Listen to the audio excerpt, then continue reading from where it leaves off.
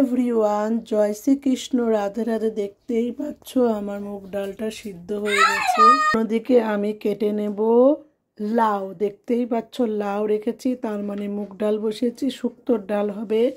লাউ, উচ্ছে, বেগুন, আদা সব নিয়ে নিয়েছি। ভাজা করব বেগুন, উচ্ছে একটু শুক্তোর ডালে দেবো, একটু ভাজা করব। সঙ্গে থাকো, দেখতে থাকো পুরো ভিডিওটা। আজ হবে মা ঠাকুমাদের হাতের মতো তৈরি শুক্তোর ডাল। কেউ কিন্তু স্কিপ করো না। ঠিক সানটান করে রেডি। লাউটা এবার আমি কেটে নেব। হ্যালো এভরিওয়ান, লাউটা আমার কাট করা হয়ে গেল। এবার ডালের মধ্যে আমি দিয়ে দেবো সিদ্ধ হতে। এটার মধ্যে ধরবে না অবশ্য। লাউটা সিদ্ধ হোক, তারপরে আমি ফোড়ন দেবো অন্যতে। তেলটা আমার গরম হয়ে গেছে, আর এখানে উচ্ছেগুলো কাট করে নিয়েছি, আর ওখানে ডালটা আর লাউটা সিদ্ধ হচ্ছে। উচ্ছেগুলো আমি এক এক করে ভেজে নেব। উচ্ছেগুলো লাল লাল করে ভেজে নিয়ে বসিয়ে দেবো বেগুন ভাজা।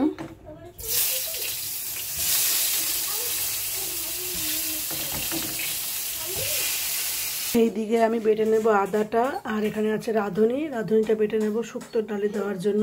তাতে কিন্তু স্বাদটা দ্বিগুণ বাড়িয়ে দেবে।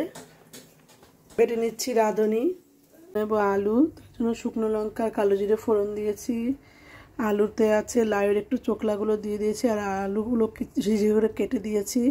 তোমরা কে কে লাউয়ের চোকলা ভাজা খাও আমাকে কমেন্ট করে জানিও। আমার বর কিন্তু ভীষণ ভীষণ ভালো খায়। আমার শাশুড়ি রান্না করে, তাই আমিও করে দিচ্ছি তাকে।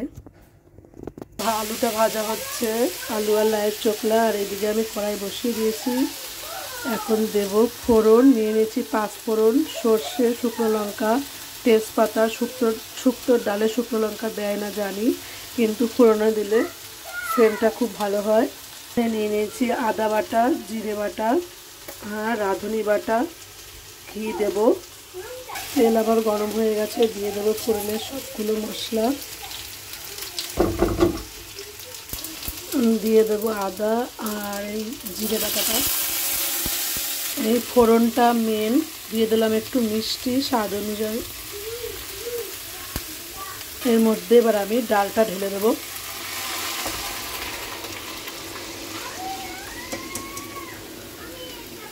দিয়ে দেবো ঘি আর রাঁধুনি আর গন্ধরাজ লেবু। চিনিটা তো দিয়েই দিলাম, একটু ফুটলেই নামিয়ে নেব।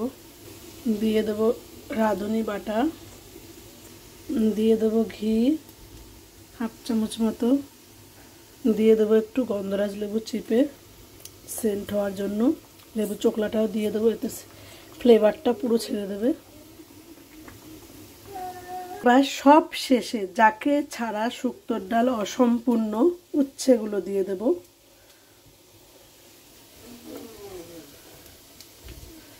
শুক্তোর ডাল লাস্টে উচ্ছেটা দিলাম, অল্প তিতো ছাড়বে। ডালটা কিন্তু খেতে সুস্বাদু হবে। এই যে আর একটু রেখে দিলাম, এটা আমরা ভাত দিয়ে খাবো। এই যে হয়ে গেল আমার মা ঠাকুমাদের হাতের মতো তৈরি করা শুক্তো। আমি একটু নুনটা চেক করেছি, খেতে কিন্তু ভীষণ সুন্দর হয়েছে। তোমরা কিন্তু বাড়িতে ট্রাই করে দেখতেই পারো। এইভাবে ডালটা খুব স্বাদ হয়। এই যে আমার আলু ভাজাটা হয়ে গেছে, দিয়ে দেবো একটুখানি পোস্ত ছিটিয়ে, তাহলে কিন্তু আলু ভাজার স্বাদটাও সুন্দর হবে। দিয়ে দেবো বেশ খানিকটা পোস্ত। এটাকে এবার একটু নাড়া দিয়ে আমি নামিয়ে নেব। আলু ভাজাটা আমার হয়ে গেছে। দেখো, এটা ঢেলে নেবো বাটিতে। এই দেখো বাটিতে ঢেলে দিলাম। এটা এবার আমি মাইক্রো ওভেনে ঘুরিয়ে নেব 5 মিনিটের জন্য। এই যে মাইক্রো ওভেনে দিয়ে দিলাম। শাকের জন্য শুকনো লঙ্কাগুলো ভেজে নিচ্ছি। দিয়ে দিলাম কালো জিরা ফোড়ন, দিয়ে দেবো লঙ্কা রসুন। এই দেখো মাইক্রো ওভেন থেকে বের করে নিয়েছি, আইসটা কিন্তু গলে গেছে। এবার দিয়ে দেবো, দিয়ে দিলাম আমি হলুদ আর চিনি। নুনটা আগেই দিয়েছিলাম লঙ্কা ভাজার সময়। এবার এটাকে একটু নাড়াচাড়া করে নেবো, ভাজা ভাজা করে নেবো। জলটা মরে যাবে, তারপরে আমি দিয়ে দেবো একটু ময়দা গুলিয়ে, তাহলে খেতে কিন্তু ভালো লাগবে, আটা পিঠা হবে। দিয়ে দেবো একটু ফ্রেশ ক্রিম শাকের মধ্যে, খেতে কিন্তু স্বাদ লাগবে ভীষণ। এবার এটা মিক্সড করে নেবো, ভালো হয়ে যাবে। দিয়ে দিলাম একটু ময়দা গুলিয়ে, খেতে কিন্তু ভীষণ স্বাদ লাগবে। হয়ে গেল। রান্নাগুলো কেমন হয়েছে এরা কমেন্ট করে বলো, প্রোফাইলটা ফলো করো।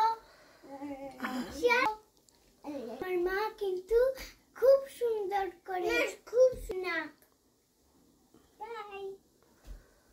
এটা নামিয়ে দিয়েছি। তোমরা সবাই ভালো থেকো, সুস্থ থেকো। ভিডিওটা ভালো লাগলে লাইক করো, কমেন্ট করো, স্কিপ করো না।